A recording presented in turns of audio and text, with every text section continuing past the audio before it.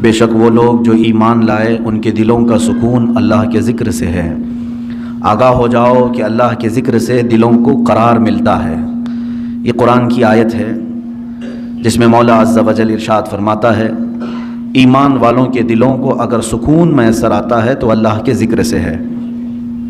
یہ ایک ایسی دولت کا نام ہے جو خریدی نہیں جا سکتی۔ سکون جو ہے ایک ایسی دولت کا نام ہے جو بازاروں میں بکتی بھی نہیں ہے۔ یہ قلب کی ایک کیفیت کا نام ہے، اور سکون کے لیے انسان کی کسی حیثیت کا ہونا بھی ضروری نہیں۔ بعض لوگ یہ سمجھتے ہوں گے کہ اتنا میں کما لوں گا تو سکون ہو جائے گا، ایسا کچھ بھی نہیں ہے۔ کبھی کبھار ایسا ہوتا ہے کہ جھونپڑیوں میں رہنے والا کافی سکون سے ہوگا، محلات میں رہنے والا بڑا پریشان ہے، اور کبھی یہ بھی ہو سکتا ہے کہ محل میں رہ کر کے بھی سکون مل جائے، چھوٹے گھر میں وہ بے قرار ہو جائے۔ تو بے قراری اور سکون کا تعلق دنیا کی دولت سے نہیں، اور نہ ہی آپ کی صحت سے ہے۔ کبھی ہو سکتا ہے ہٹا کٹا آدمی ہے، صحت مند ہے، لیکن بے قرار ہے، سکون کی دولت اسے نہیں ہے۔ اور کبھی بہت ہی دبلا پتلا کمزور بندہ ہے لیکن کافی اطمینان ہے اس کے قلب میں، ٹھہراؤ ہے، جماؤ ہے۔ تو یہ سکون کی دولت حاصل کرنے کے لیے آج پوری دنیا پریشان بھی ہے۔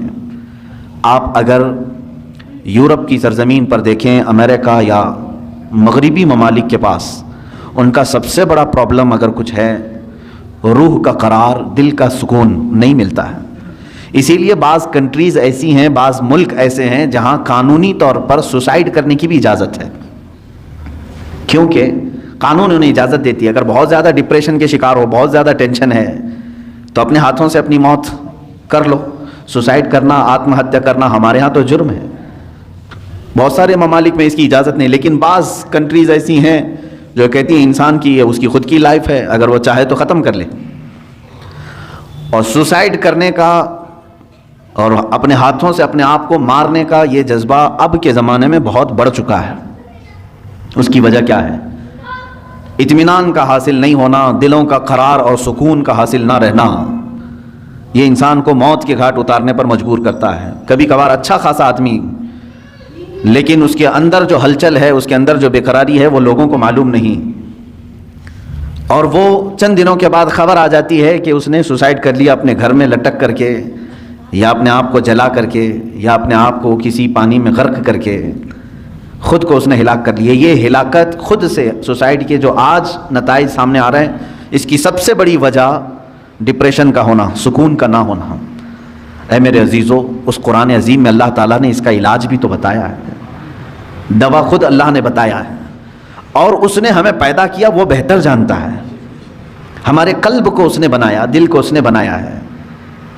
دنیا نے ہمارے جسم کا کوئی پارٹ نہیں بنایا، یہ سب رب ذوالجلال کے کارہائے نمایاں ہیں، قدرت کے کرشمے ہیں۔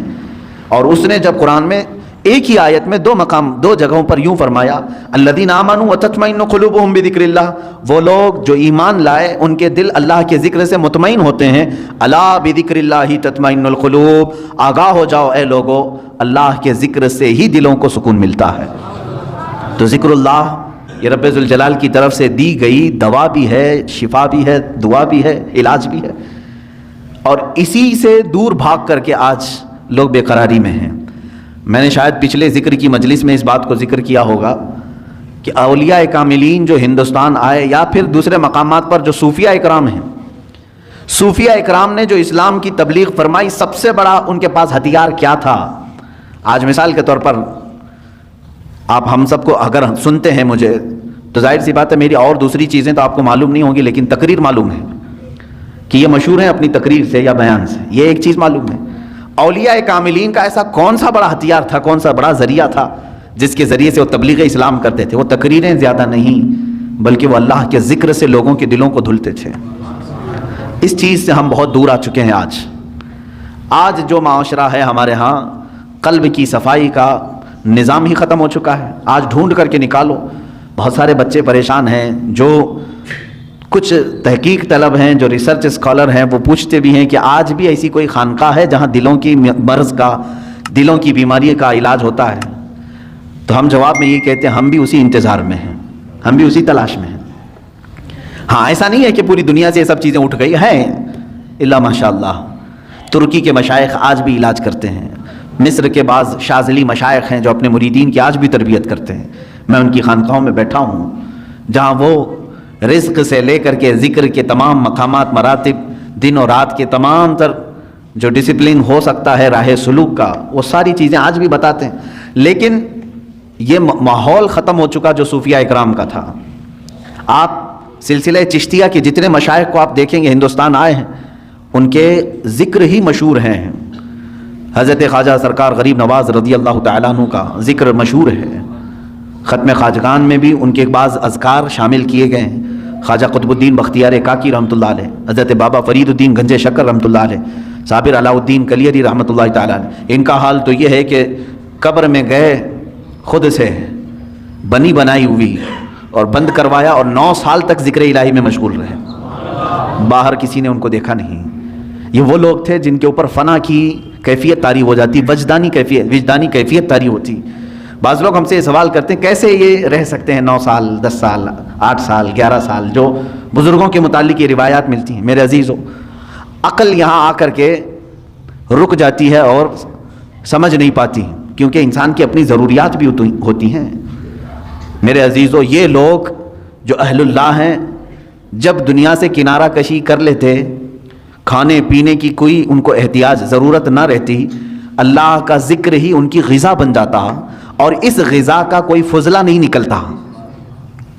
ہم کو جو حاجتیں ہوتی ہیں پیشاب پخانے وغیرہ کی، تو ہم تو جسمانی غذا کھا رہے ہیں، تو پھر اس کا کچرا بھی نکلنا ہے. لیکن جس کی غذا ہی اللہ کا ذکر ہے، اس کا کچرا کہاں سے آئے؟ تو ان اولیاء کاملین کو کبھی ان چیزوں کی حاجت ہی نہیں ہوئی جو وہ مجاہدے کے دوران زندگی گزارتے تھے. ایسا نہیں ہے کہ پوری زندگی بھر انہیں کبھی ضروریات نہیں ہوتی تھی، لیکن جب وہ اللہ رب العزت کے ذکر میں محو ہو جاتے تھے تو دنیاوی بہت ساری چیزوں سے اللہ تعالیٰ انہیں محفوظ کر لیتا تھا. میرے عزیزو، میں 2 چند باتیں آج آپ کے سامنے عرض کروں گا. جب ہم اپنا مقصد اصلی بھول جائیں گے تو بہت ساری چیزیں ہم سے چھوٹ جائیں گی. ہم بھولے ہوئے لوگ ہیں. ہمارا اصل مقصد ہی یہ تھا. اللہ تبارک و تعالیٰ نے قرآن پاک میں فرمایا، میں نے اپنے ذکر کے لیے، اپنی عبادت کے لیے تمہیں پیدا کیا ہے. تم دن رات اپنے مشغلے کرتے رہو، کام کاج کرتے رہو، لیکن اپنے رب کو بھول کر کے نہیں. مثال کے طور پر تمہاری اگر دکان ہے، تم نے دکان شروع کی بسم اللہ کہہ کر کے، دکان میں بیٹھے اللہ کو یاد کیا. ضروری نہیں کہ ہر 2 منٹ پر 1-2 رکعت پڑھتا بیٹھا ہو، ضروری نہیں ہے. آپ گلے پر بیٹھے ہیں، دکان میں تجارت کر رہے ہیں، لیکن فجر کی نماز پڑھ کر کے گئے تھے، ظہر کی نماز میں واپس آئے تو فرمایا گیا اس کا پورا دکان میں بیٹھنا بھی عبادت ہی ہے. وہ اللہ کے ذکر میں ہی اس کا وقت گزرا ہے. وہ ظہر سے لے کر عصر پھر اگر اپنی تجارت میں مشغول رہا، وہ بسم اللہ کہہ کر کے تجارت شروع کیا، عصر کی اذان ہوئی، واپس اپنے رب کی بارگاہ میں سر جھکانے کے لیے آ گیا، تو فرمایا گیا کہ صرف یہ ظہر اور عصر کاؤنٹ نہیں ہوگی، بلکہ اس کے بیچ میں جتنا وقت اس نے دکان میں لگایا وہ بھی سجدوں کی برابر عبادت میں شمار ہو. تو اس طرح سے تو بندہ اپنی پوری زندگی کو، اپنے پورے دن اور رات کو عبادتوں میں لگا سکتا ہے. صرف شرط یہ ہے کہ جن اوقات میں رب تمہیں پکارے، اللہ تمہیں بلائے، ان اوقات میں ضرور حاضر ہو جانا. ایک بڑی پتے کی بات میں کرتا ہوں. آج جس چیز نے ہمیں بہت زیادہ غافل کیا ہے، جس چیز نے ہمیں سب سے زیادہ غافل کیا ہے نوجوان بچوں کو آج، وہ موبائل ہے. انٹرنیٹ کا زمانہ ہے، اس میں لوگوں کی راتوں کی نیندیں اڑ گئی ہیں، صحت بھی تباہ و برباد ہے، لیکن کسی کو فرق نہیں پڑتا. آنکھیں خراب ہو چکی ہیں، کئی لوگوں کے ہاتھوں کے مرض میں مبتلا ہیں، کئی لوگ اپنے ہارٹ کی تکلیف میں مبتلا ہیں، صرف اس کے جو موبائل کے ریزز ہیں اور بہت سارے اس کے سائیڈ ایفیکٹس ہیں جس کی وجہ سے یہ تکلیفیں ہیں، لیکن اس کے باوجود اس کو ہم چھوڑتے نہیں.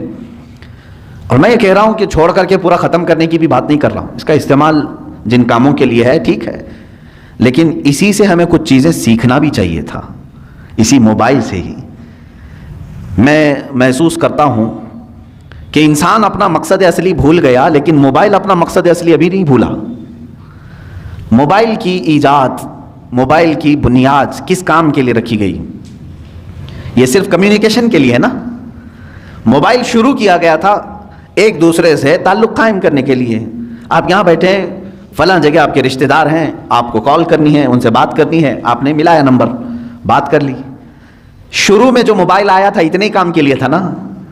زیادہ سے زیادہ میسج فارورڈ کر سکتے تھے، میسج وہ دیکھتا، آپ کو ریپلائی کر دیتا، اتنا ہی کام تھا. کال ہو سکتی تھی، میسج ہو سکتا تھا، اور اصل مقصد بھی موبائل کا یہی تھا، کمیونیکیشن. ٹھیک ہے آپ کال کریں, ادھر سے کال آئے اٹھائیں, بات کریں, یہی کام کے لیے موبائل کی موبائل میں ترقی ہوتی گئی, موبائل میں اور ترقی ہوتی گئی. چند دنوں کے بعد اس میں میوزک آئی, اس میں گانے بھی آئے, سننے والی چیزیں آئی. چند دنوں کے بعد اور ترقی ہوئی کہ اس میں فوٹو لیا جا سکتا تھا, وہ بھی چھوٹی سائز کا, فوٹو کی حد تک چلتا رہا. اس کے بعد پھر ویڈیو آئی اس کے اندر, فوٹو ویڈیو گیلری تک تو ٹھیک تھا. اس کے بعد اب اس میں ہی انٹرنیٹ کی پوری دنیا ڈال دی گئی. اب اس میں ویب سائٹ بھی کھلنے لگی, جو ٹیلی ویژن میں دیکھ سکتا تھا وہ سب کا سب موبائل میں دیکھنے لگا. اس ترقی کو موبائل نے تقریباً 10 سالوں میں یا 20 سال لگے اس کو, 20 سال میں یہ اس ترقی کو پہنچ چکا ہے کہ اپنی ساری دوسری چیزیں پیچھے چھوڑ دیا. ٹی وی کا بھی وہ آج مقام نہیں رہے گا جو موبائل کا ہے, گھر کے لینڈ لائن کا بھی کوئی اتا پتہ نہیں ہے, منی آرڈر, خط, پوسٹ کارڈ, یہ ساری چیزیں ختم ہو چکی. موبائل سب کی جگہ لے چکا ہے, بہت آگے بڑھ چکا ہے, بہت ترقی کر چکا ہے موبائل. پھر میں توجہ دلا رہا ہوں, اس کا اصل کام کیا تھا؟ کمیونیکیشن, ایک دوسرے سے کال کرنا. موبائل ادھر سے ادھر دو لوگوں کی بات کراتا تھا. لیکن میرے عزیزو ان 20 سالوں میں اس موبائل کو دیکھو, آج یہ ترقی اتنی کر چکا کہ پکس آ گئیں, ویڈیوز آ گئیں, انٹرنیٹ آ گیا, اس کے اندر گیمز آ گئے, سب آ گئے. لیکن چاہے تم کچھ بھی دیکھ رہے ہو موبائل اوپن کر کے, اگر کسی دوسرے نے کال کیا تو وہ اسی وقت کال آتی ہے یا نہیں آتی؟ تمہارے موبائل کا اسکرین شو کرتا ہے یا نہیں کرتا؟ تم فیس بک دیکھ رہے ہو, کال آتی ہے کہ نہیں آتی؟ تم ویڈیو دیکھ رہے ہو, اگر کسی نے کال کیا تو اسی ویڈیو کے بیچ میں ہی یہ بجا کر کے دکھاتا ہے کہ کوئی تمہیں بلا رہا ہے. گیم کھیل رہے ہو تم, اندر چاہے جتنے فولڈر کے اندر چلے جاؤ, لیکن اگر کسی نے کال کیا تو وہ گیم وہاں رک جاتی ہے اور کال بجنے لگتی ہے. اس کا مطلب یہ ہے کہ جس کام کے لیے یہ شروع ہوا تھا وہ آج تک اپنا مقصد نہیں بھولا, آج تک اس کی ترقی بہت ہو چکی ہے, اس میں بہت ساری ترقیاں آ گئی, انٹرنیٹ کی پوری دنیا آ گئی. لیکن وہ کمیونیکیشن کے لیے جو شروع کیا گیا تھا وہ آج بھی کر رہا ہے کام. تم اس موبائل میں 1000 کام کر رہے ہو, لیکن اگر کسی نے تمہیں کال کیا تو اسی کاموں کے بیچ میں ہی وہ تمہیں بجا کے دکھائے گا, گھنٹی بج جائے گی. میرے عزیزو اس موبائل سے ہی یہ بھی سیکھنا چاہیے, انسان کا مقصد اصلی اللہ کی عبادت ہے. تم چاہے جتنی بھی ترقی کر چکے ہو, آج تم گھاس پھوس کی مسجدوں سے سنگ مرمر کی مسجدوں میں آ گئے. آج ترقی کے زمانے میں تم گھوڑا گاڑی نہیں مرسیڈیز میں گھوم رہے ہوں گے, تم آج یکا گاڑی میں نہیں بلکہ پلین میں سفر کر رہے ہوں گے, ٹرین میں سفر کر, بہت ترقی کر چکے ہو. لیکن اسی سے اگر سیکھ سکتے تو سیکھ لیتے. آج بھی اگر اللہ کی پکار آ جائے تو مجھے ان کاموں کو چھوڑ کر اسی کے بارگاہ میں حاضر ہونا چاہیے. یہ مشین ہے, ایک آلہ ہے, اس مشین نے آج تک اپنا مقصد نہیں فراموش کیا. جس کام کے لیے اس کو بنایا گیا تھا وہ موبائل آج بھی وہ کام کر رہا ہے, اگرچہ اس میں بہت ترقی ہو گئی. تم تو انسان ہو, تم دنیا کی چکا چوند کو دیکھ کر کے, اس کی چاندنیوں کو دیکھ کر کے اپنے مولا کو کیسے فراموش کر گئے؟ آج جب ہم بات کرتے ہیں تو لوگ یہ کہتے ہیں وہ پہلے کا زمانہ تھا, انہیں کام کاج نہیں تھا, گاڑی گھوڑے کچھ نہیں تھے, اس لیے وہ اللہ اللہ کرتے تھے. میرے عزیزو تب تو تف ہے, لعنت ہے, اس مشین سے بھی زیادہ گئے گزرے ہو.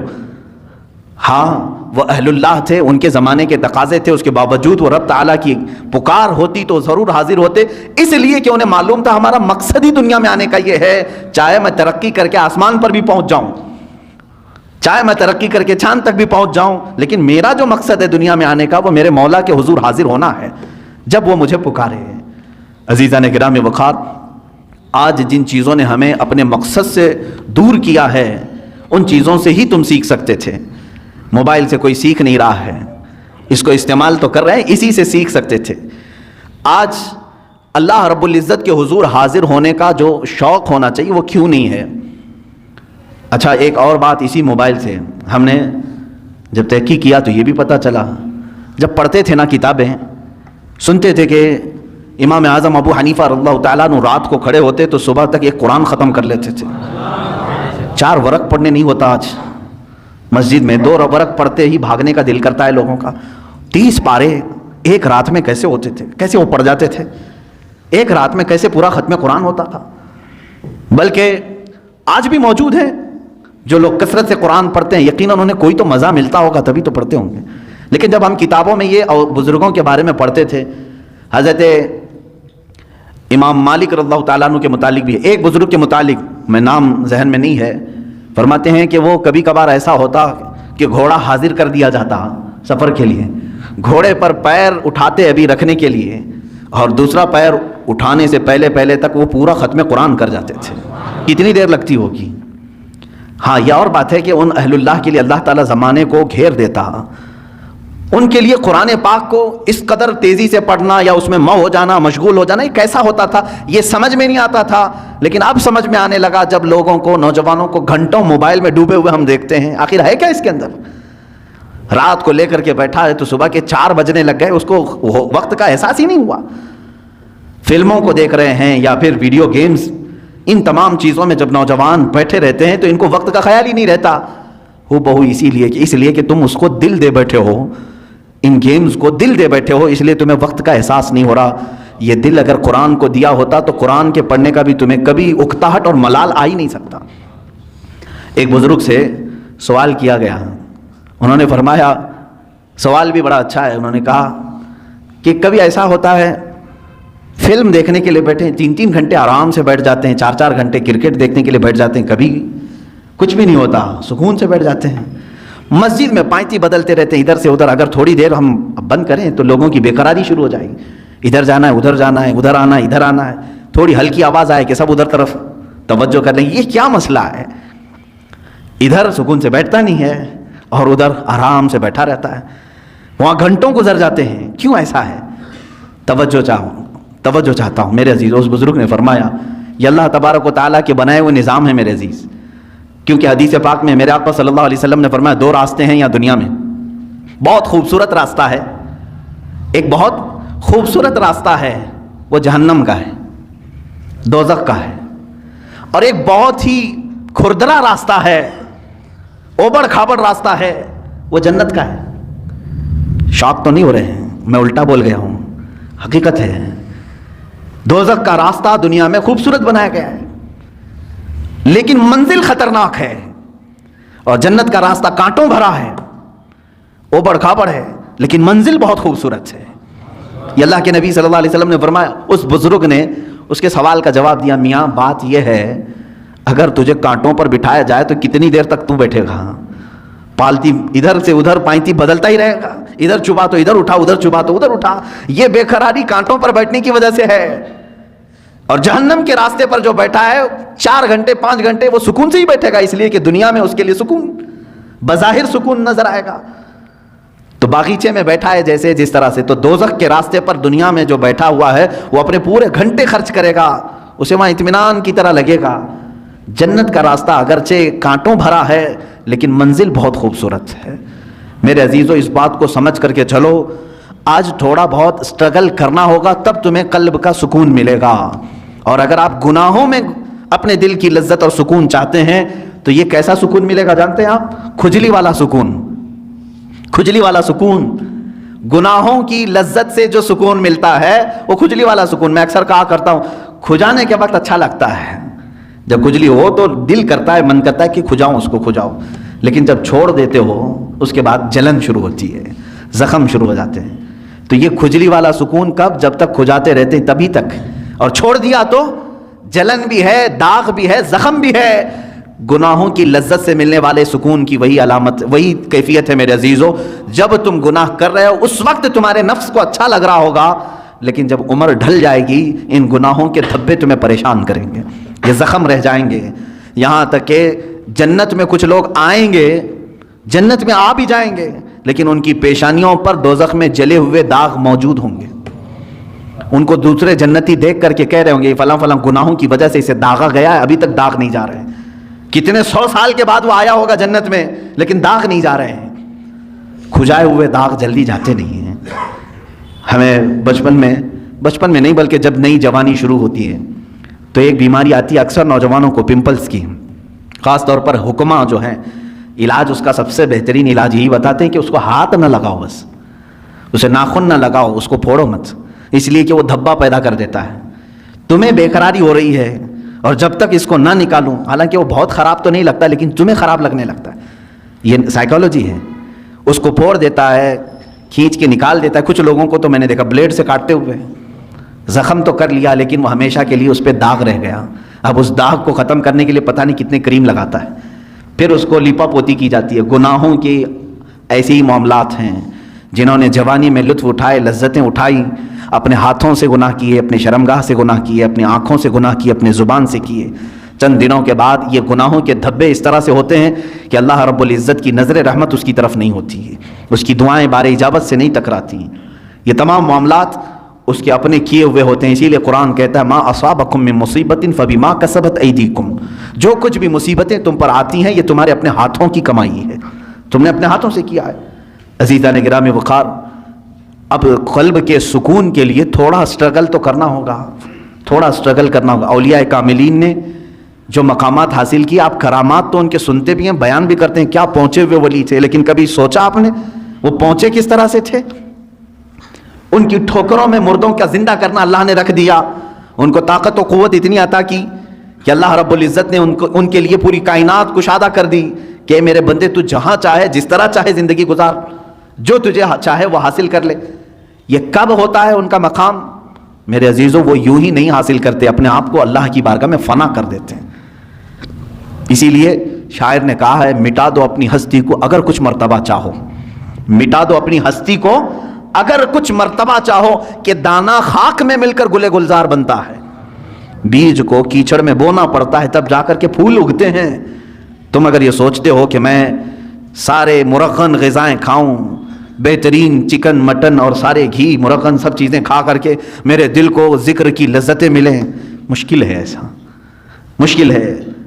یہ راستہ تھوڑا سا کٹھن ہے، میں تصوف کے راستے پر آپ کو کہہ رہا ہوں، کچھ چیزوں کو روکنا ہوگا، صبر کے راستے پر آنا پڑے گا۔ سرکار غوث پاک رضی اللہ تعالیٰ عنہ کی بارگاہ میں ایک بوڑھی خاتون آئی، اپنے بیٹے کو چھوڑ گئی، کہا اس کو اچھا بنائیے، آپ اس کو اچھا بنائیے، اس پر اتنی نظر کیجئے کہ آپ جیسا بن جائے۔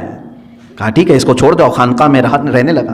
چند دنوں کے بعد وہ خاتون آئی، دیکھا سرکار غوث پاک رضی اللہ تعالیٰ عنہ گوشت اور روٹی کھا رہے تھے، اور اس بچے کو سوکھی ہوئی روٹی دے کر کونے میں بٹھائے تھے، وہ پانی میں بھگو کر نرم کر کے کھا رہا تھا، اس کے گلے میں چبھ رہی تھی روٹیاں۔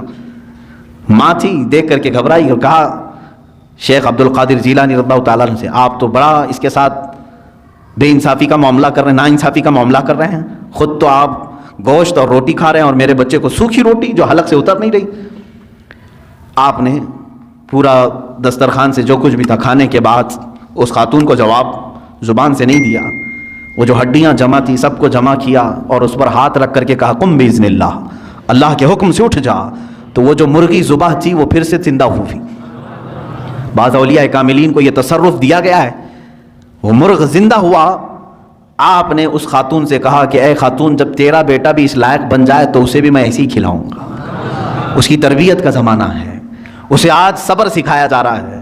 میرے عزیزو، آج یہ میرے لیے بھی نصیحت ہے، آپ کے لیے بھی نصیحت ہے، ہم اچھے کھانے کھاتے ہیں، لیکن ہفتے میں ایک مرتبہ اپنی زندگی میں ایسا دن بھی رکھو کہ یا تو وہ دن روزے سے ہو جائیں، یا تو پھر اس دن فاقہ اس طرح سے کریں کہ جس کو نفس نہ پسند کرتا وہ چیز ہم کھائیں۔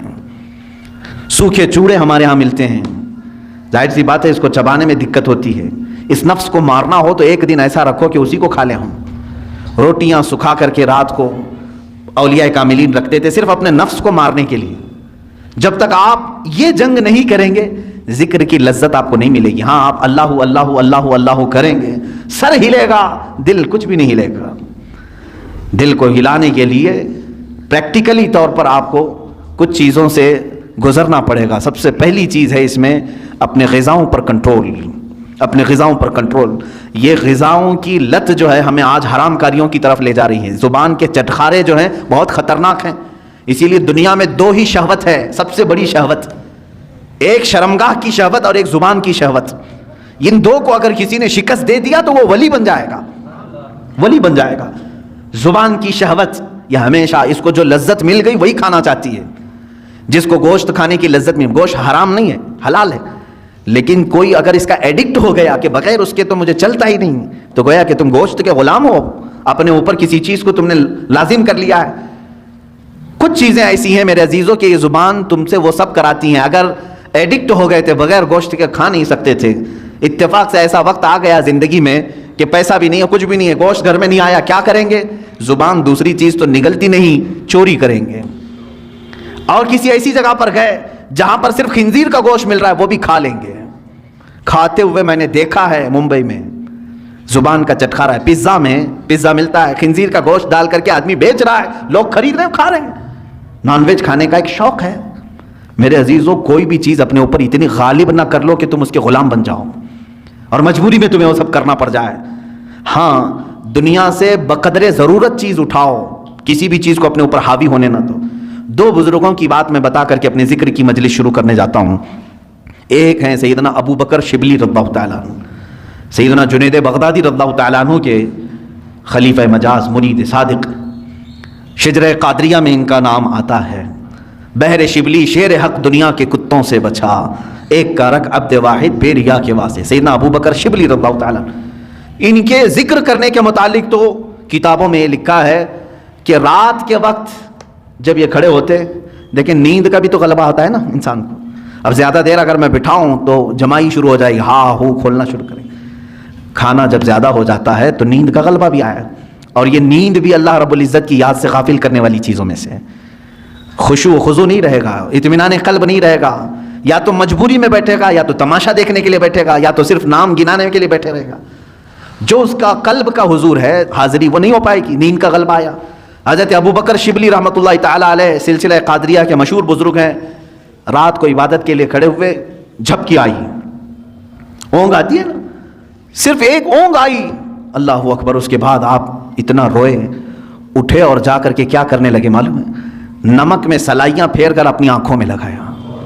نمک کا سرما لگاتے تھے, صبح تک ان کی آنکھوں سے خون بہتا تھا. لوگ دیکھتے, ان کے مریدین کہتے روزانہ پھر آپ نے یہی کرنا شروع کیا. کہا میں ان آنکھوں کو کیوں نہ سزا دوں جو مجھے میرے رب کے حضور حاضر ہونے سے روکتی ہیں.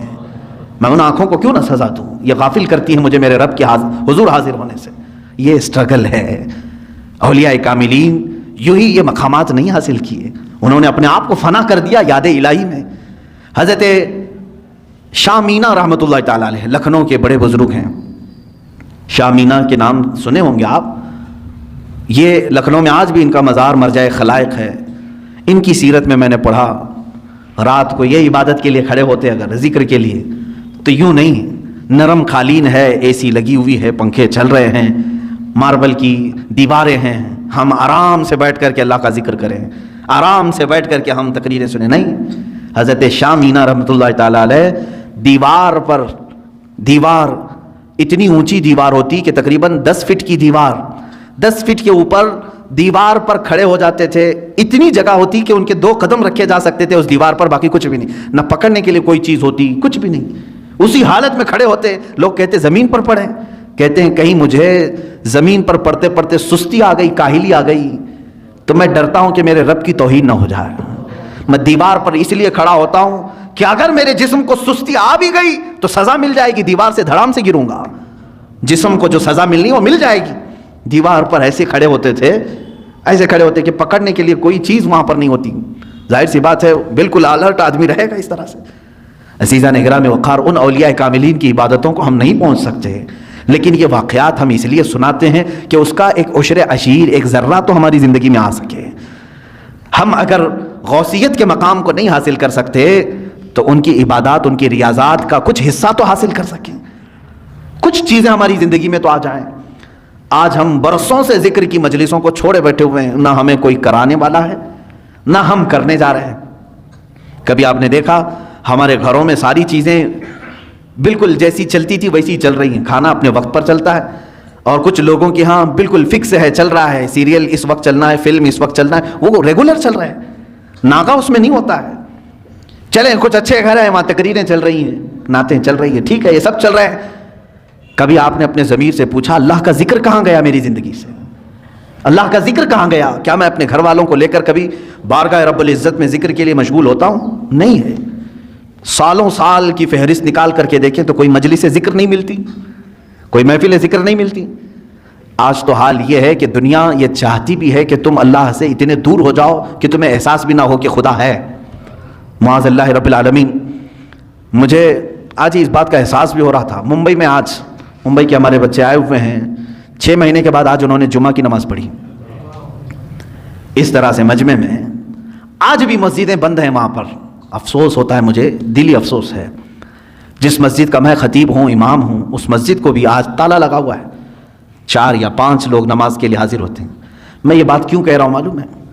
باقی سارے لوگ جو وہاں پر ہیں اتنا عرصہ بغیر رب ذوالجلال کی بارگاہ میں گئے گزارا نا، تو اب دل سخت ہو گئے، اب دلوں میں کالک پڑ گئی، مہریں لگنے کا وقت آ گیا، مسجد کے پاس سے گزر جاتے ہوں گے، اندر جانے کا خیال بھی نہیں آتا ہوگا۔ ہمیں سب کی بات نہیں کر رہا ہوں، کچھ کو تو دل دکھتا بھی ہوگا، اندر جائیں کیسے، میرے مولا کے حضور اپنی پیشانیاں کیسے ٹیکیں۔ عزیزان گرامی وقار، سیدنا ابراہیم بن ادھم رضی اللہ تعالیٰ عنہ فرماتے ہیں، مجھ سے دنیا پوری چھین لی جائے میں کسی پر واویلا نہ کروں گا، لیکن اگر میرے لیے اللہ کی کسی مسجد کا دروازہ بند ہو گیا تو میری موت ہے۔ فرماتے میری موت ہے۔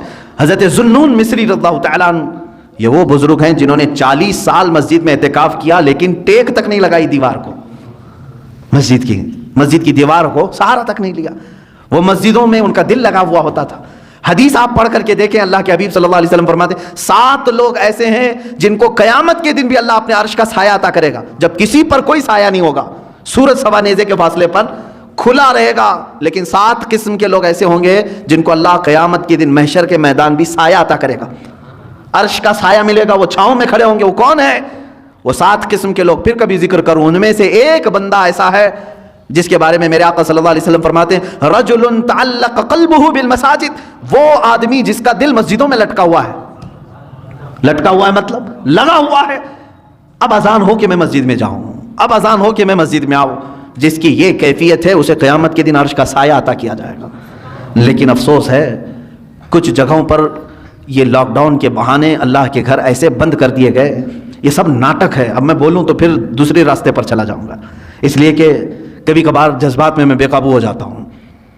جو ہمارے ساتھ کھیل کھیلا جا رہا ہے فقط ایک بہانہ، کورونا کورونا کورونا، یہ کیا چیز ہے؟ اس کی کوئی لاجک آج تک سمجھ میں نہیں آ رہی ہے، کوئی اس طرح کی آتھینٹک بات سمجھ میں نہیں آ رہی ہے، اور ساری پبلک بیوقوف بنتی ہے اور وہ بنا رہے ہیں۔ عجیب سی بات ہے، کچھ گدھے پورے ملک کو چلا رہے ہیں اور سب کو قائل بھی کر رہے ہیں، اور سب خاموش بھی ہیں بیٹھے ہوئے، پوری مارکیٹ بھری ہوئی ہے کھچا کھچ، کورونا نہیں آتا، بسیں چل رہی ہیں کورونا نہیں آتا، ٹرینیں چل رہی نہیں آتا ہے، مسجد میں 10 لوگ 20 لوگ آئیں تو کورونا کی تکلیف ہے۔ کسی بھی جگہ کی بات، آج پورے ممبئی کے مال کھل گئے، مال پورے کھلے ہوئے ہیں، مال میں بھیڑ نہیں ہوتی، اور باقی وہاں کی مارکیٹوں کا آج جا کر کے آپ اندازہ کریں۔ میرے عزیزوں، صرف اور صرف میں، کوئی اور وجہ نہیں، اتنے لمبے عرصے تک آپ کے ہاں بیٹھا رہا ہوں، صرف اور صرف میرے پاس دل میں یہی ایک چیز آتی ہے، میں جاؤں، میرے لیے کافی انتظار ہے وہاں پر، ڈیلی شاید کوئی نہ کوئی ہمارے پاک سائٹ وکرولی والے فون کرتے ہی رہتے ہیں، کب آ رہے ہیں کب آ رہے ہیں، ان کے ہاں بھی انتظار ہے۔ میں صرف اور صرف یہ ایک بات سوچتا ہوں، اللہ تبارک و تعالیٰ نے یہاں پر ہمارے لیے دروازے کھلے رکھے ہیں، کہیں ان نعمتوں سے میں محروم نہ ہو جاؤں۔ یہ مجھے جمعہ کی نعمت اللہ نے دی ہے، عیدین کی نعمت ملی ہے، ہم عید الفطر سے نمازیں یہاں پڑھ رہے ہیں اور بالکل کھلے عام ہیں، سارے اپنی صفیں لگا کر کے پڑھ رہے ہیں، تو میں کبھی یہی سوچتا ہوں کہ یہ نعمت سے میں محروم نہ ہو جاؤں، حالانکہ وہاں کے لوگوں کا بھی حصہ ہے، ان کی محبت سر آنکھوں پر۔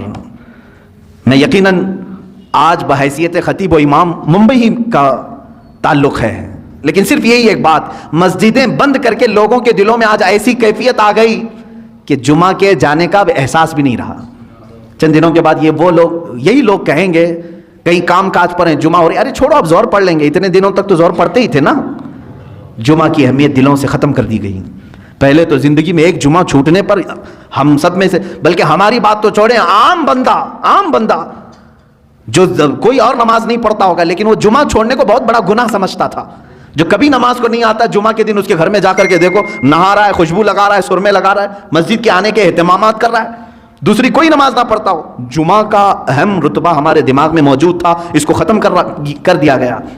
اسی طرح سے ہمارے دلوں سے یہ تمام چیزیں غائب کرنے کے لیے پوری دنیا ایڑی چوٹی کا زور لگا چکی ہے کہ ایک وقت ایسا نہ آ جائے کہ تمہارے دلوں میں یہ بھی خیال ہونے لگے اللہ ہے بھی کہ نہیں ہے، معاذ اللہ رب العالمین۔ کیونکہ جب بندہ اس سے تعلق نہیں رکھے گا تو شیطان کا غلبہ اس کے اوپر ہو جائے گا، شیطان کا غلبہ اس کے اوپر ہو جائے گا، اور وہ دماغ میں یہی چیزیں ڈالے گا، کہاں ہے کوئی خدا، کہاں ہے کوئی معبود جس کی عبادت کرنی ہے، سب تو نارمل ہے، ساری دنیا جی رہی ہے، معاذ اللہ رب العالمین۔ اللہ تعالیٰ اسی نحوستوں سے ہمیں محفوظ رکھے۔ اے رب ذوالجلال، زندگی میں کبھی وہ وقت آنے نہ پائے جس وقت ہم تجھ سے غافل ہو جائیں۔ مولا ہم سب کو ہمیشہ تیرے ذکر میں اور تیری یاد میں مشغول رکھ۔